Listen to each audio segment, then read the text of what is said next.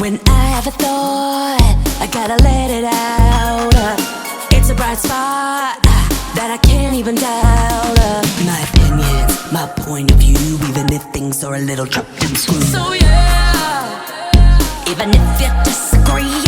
So yeah, even if I'm not in your pedigree. So yeah, especially if you agree. So yeah, so yeah.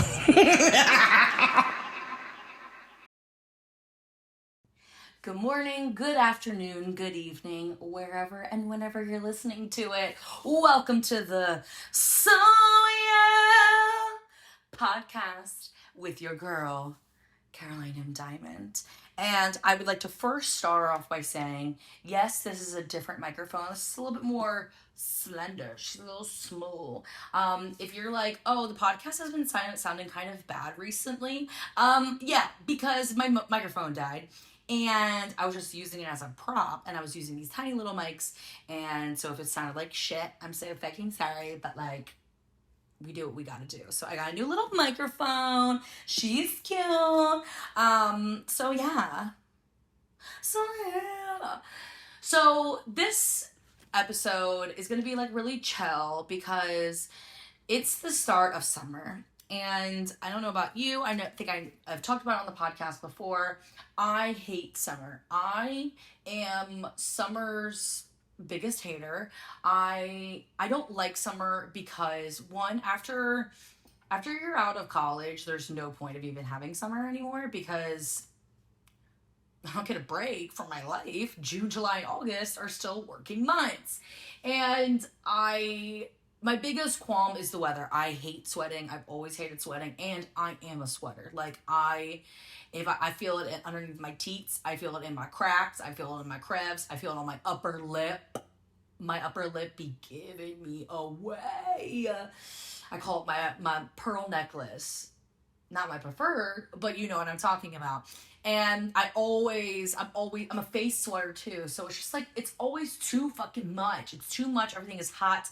Also, like, as like, thicker, chunkier diva, I just, the summer fashions just like don't make me ever feel good. Okay, remix. I was hating on myself. They never make me feel good, okay? Like, I don't think that summer clothes are as cute as winter clothes. Like, I love a jacket. I love a chaqueta. And I wish I could layer more in the summer months. And you just can't. You literally can't. And also, being a little thicker than a snicker, I be chafing. I be chafing because my legs be rubbing together. And that upper thigh, even when I'm wearing like leggings, sometimes if I'm like sweating because, you know, maybe TMI, but like my crotch is sweating. If my ass is sweating, my crotch is sweating too, okay? Coochie sweating. My tits are sweating. Every crevice is sweating, and I hate chafing. Also, like, I be chafing like underneath my bra line because my tits are so big. Like, young tits, little titty girls like really could never even deal with the problems that big titty girls go through, and they like want to be on the same playing field. I'm so sorry, we're not in the same stratosphere. You know what, like, you can wear a bunch of different tops. I can't. I would wear the same top that a small titty girl would, and I would be over sexualized because my boobs are just so fucking big, and it's not my fault. It's Char's fault.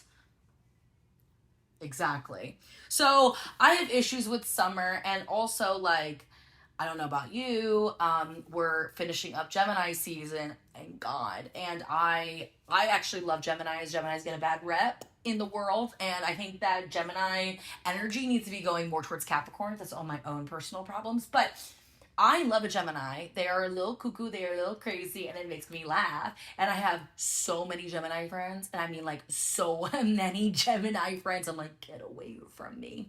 So I've been partying nonstop. I've been out the house, and we are outside this summer. Don't get it twisted. We are outside this summer, but it is bus, club, another club, plane, next place, and mama is tired. I need my 8 hours of sleep. I'm one of those girls.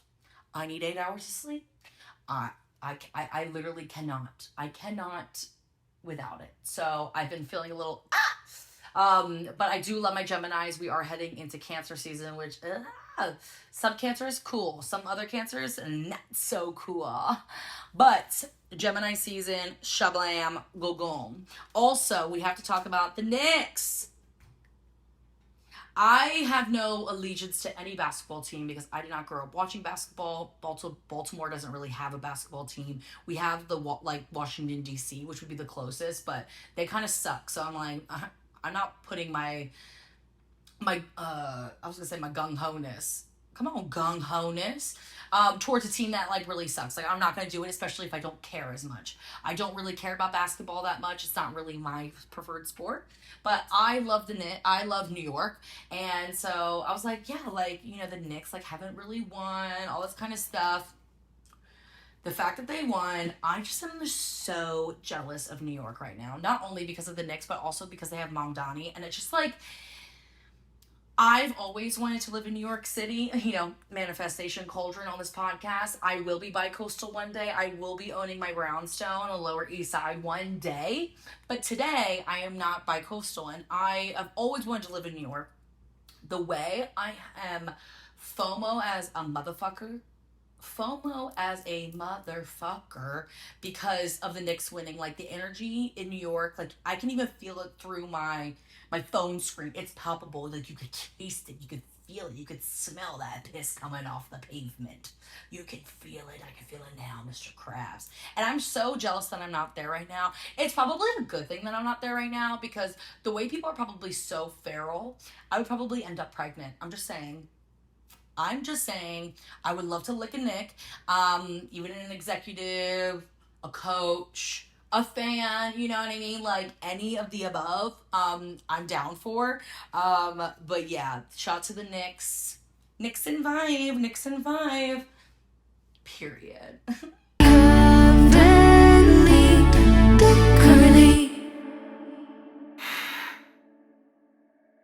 This part of the podcast is called Currently, and it's everything that I am currently reading, watching, and listening to. It's a single, so we got new music coming, but Tinashe came out with a single called Too Easy, and I have always been a fan of Tinashe. I just think that her management team just like sucks a bag of, and they just don't know what to do with her. Like she actually is far beyond, I believe, like where pop music is, but like she just doesn't have the right team, so she's never really like getting there. A couple years ago she had like a couple songs like go viral, and I guess last year was like no brown boys, not my favorite. But this single Too Easy, yes, that dance break, can't. Jaquel Knight choreo, hitting it. Because I don't know about you, but I was there. All hands on doom doom doom doom doom doom doom. All in the front, all in the back, just like whack whack whack whack. That choreo ate. So when she employed Jaquel Knight again, I'm like, yes, the bitch is ready to come back. And this song, honestly, like slaps. It's so easy. It's so easy. I sound just like her. So listen to Too Easy by Tinashe so our girl can like get out of the Kia asylum, please. Please. She deserves it.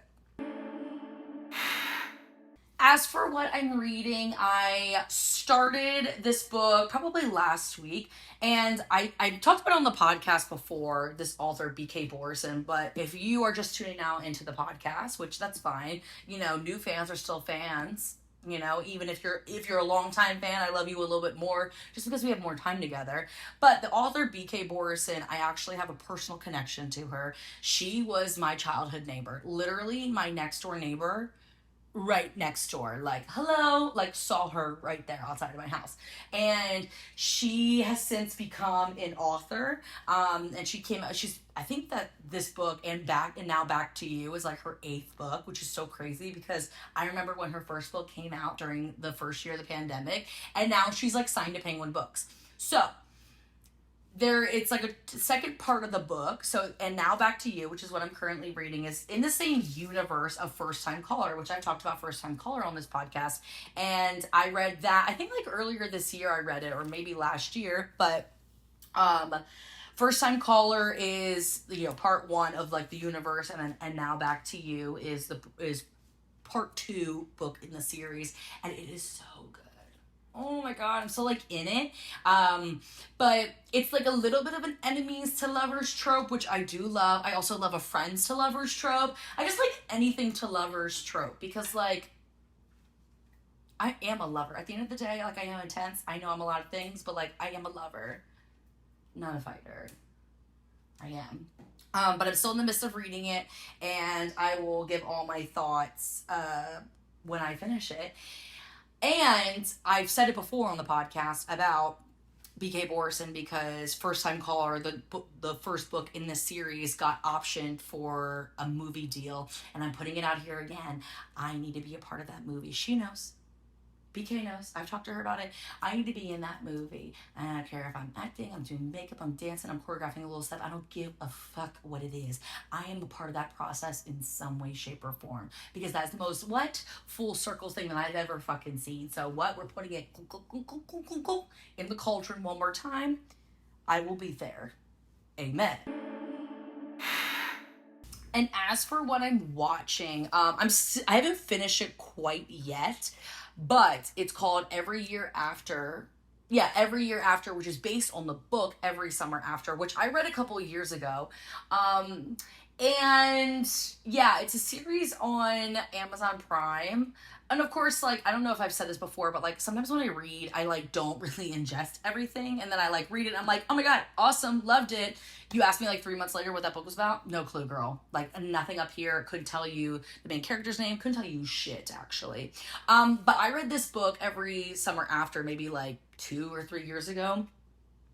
So I don't really, this is like all new to me. The show is so bad. It is so bad. The acting is terrible. Like, I don't know how, we just came from off campus and now we're in Every Year After, and it's just like we are not in the same time zone, you know, at all. It is not good. The acting is not good. Also, like, if I'm watching, so I'm sorry, like I'm a little vapid. I need main characters to be hot. I am not attracted to either brother at all. The girls, I'm like also two ginger girls. Like, are you kidding? Like, when does that happen? Like, two gingers are friends? No, we're not. We're all not friends out here. Okay, there's only one ginger allowed per group. I don't know. I don't make the rules. That's just the protocol. But the boys are not cute, and it's just like not very good. But like, I'm kind of like hate watching now. I think I'm like on the 6th episode out of 8, and I'm just gonna like finish it to like get through it. But like, it's really not good. Like, very not good. And I don't think that the response has been good either in the ether, and it shouldn't be because it's terrible. But I will be hate watching. I do love to do that sometimes. Thank you so much for listening, watching the podcast, wherever you get podcasts. You know, I always appreciate the fan support. And yeah, there's nothing else to say except, so yeah.